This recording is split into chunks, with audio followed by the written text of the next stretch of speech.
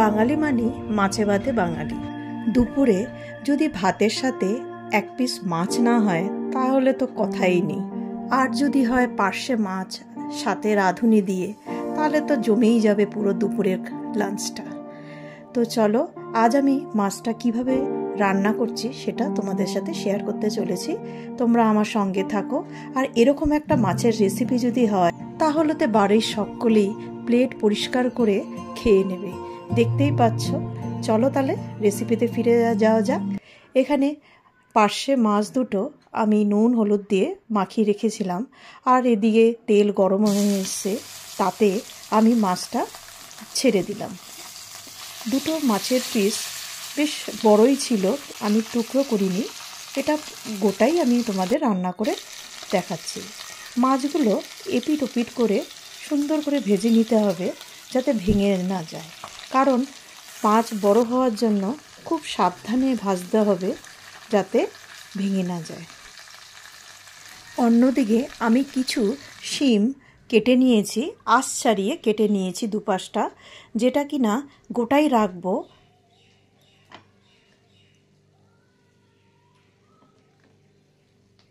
এদিকে মাছ ভাজা হয়ে গেছে, সেই কড়াইতেই যে তেলটা রয়েছে তাতেই আমি শিমগুলো ভালোভাবে নুন দিয়ে ভেজে নেব। ভাজাটা যেন 100% কুকড হয়ে যায়, ততটাই ভাজতে হবে। লাল করে আমি শিমগুলো ভেজে নিয়েছি। আর অন্যদিকে আরেকটু কড়াইতে সর্ষের তেল আমি দিয়ে দিলাম। তোমরা যে যেরকম তেল ইউজ করতে পারো। তেল গরম হয়ে আসলে কালো জিরে দিয়ে দিলাম। আর এদিকে একটা মশলা তৈরি করে নিয়েছি, যেটাতে কিনা পরিমাণ মতো আদা, কিছু ঝাল অনুসারে কাঁচা লঙ্কা আর 1 চামচি জিরে ভালো করে ফাইন পেস্ট করে হলুদ দিয়ে পরিমাণ মতো আমি ওই তেলে ছেড়ে দিলাম। মশলাটা লো ফ্লেমে আস্তে আস্তে করে আমাকে কষতে হবে। এক তো লোহার কড়াই, এটা লোহার কড়াইয়ের জন্য আগুনটা অনেকটাই তেতে থাকে, তাই জন্যই ফ্লেমটা লো রাখতে হবে এবং ধীরে ধীরে করে ভাজতে হবে। এখানে আমি রেসিপিটা সম্পূর্ণই কাঁচা লঙ্কা দিয়ে করে দেখাচ্ছি, এবং কাঁচা লঙ্কার একটা সুন্দর স্মেল আছে, যেটা কিনা মাছের স্বাদ আরও দ্বিগুণ বাড়িয়ে দেবে। একটু জল দিয়ে আরেকটু কষে আমি ঢেকে দিলাম। মশলাটা ভালোভাবে কষতে হবে এবং কিছুক্ষণ কষার পর আমি একটা টমেটো টুকরো করে কেটে, তোমরা চাইলে টমেটোর পিউরিও তোমরা দিতে পারো, এখানে আমি টমেটোটা টুকরো করেই দিলাম। কষতে কষতে টমেটোটাও যখন মশলার সাথে একদম কষে যাবে, দেখতেই পাচ্ছ তোমরা সিদ্ধ হয়ে একেবারে মিশে গেছে। এরকম অবস্থায় আমি হাফ স্পুনের মতন রাঁধুনি আমি শিলে বেটে নিচ্ছি। ফাইন করে বেটে নিতে হবে।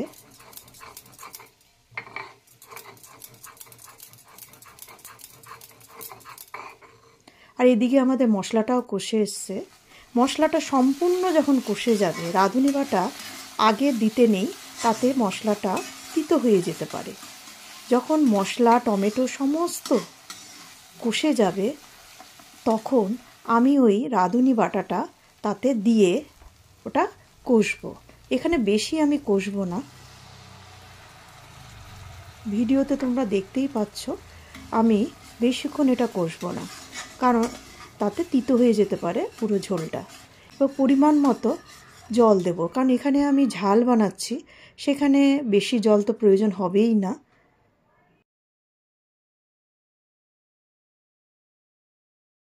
জলটা যখন ফুটে আসবে, তখন আমি তাতে মাছ ভাজাগুলো দিয়ে দিলাম, সাথে শিমগুলো দিয়ে দেব। নতুন বন্ধুরা, তোমরা যদি আমার ভিডিও দেখে থাকছো এখন, অবশ্যই তোমরা সাবস্ক্রাইব করো। তোমরা সাথে থাকলে, সাথে যদি লাইফ টাইম বন্ধু হয়ে যাও, তাহলে আমিও অনেক উৎসাহ পাবো আরও নতুন ভিডিও তোমাদের দেখানোর জন্য। এপিট ওপিট করে মশলার সাথে কষে আমি ঢেকে দিলাম এবং কিছুক্ষণ স্ট্যান্ডিং টাইমে ছেড়ে দিলাম। দেখতেই পাচ্ছ এখানে আমাদের সম্পূর্ণ রেসিপিটা রেডি হয়ে গেছে। একবার তোমরা অবশ্যই বানাবে এবং কমেন্টস করবে কেমন খেলে। গরম ভাতে যদি একটা পিস পাওয়া যায় তাহলে তো কথাই নেই। রেসিপিটা যদি সত্যি তোমাদের খুব ভালো লেগে থাকে অবশ্যই তোমরা তোমাদের বন্ধুদের কাছে শেয়ার করে দিও। আর নতুন বন্ধুদের আমার রিকোয়েস্ট, আমার চ্যানেলটা সাবস্ক্রাইব করে আমার পাশে থাকার জন্য, যাতে আমি নতুন নতুন রেসিপি তোমাদের সাথে শেয়ার করতে পারি এবং তাতে আমি উৎসাহ পাই। তো চলো আজকের মতো এ পর্যন্ত, আবার দেখা হবে নতুন আরেকটা রেসিপির সাথে। ততদিন তোমরা সুস্থ থেকো, ভালো থেকো এবং আমাকে ফলো করো।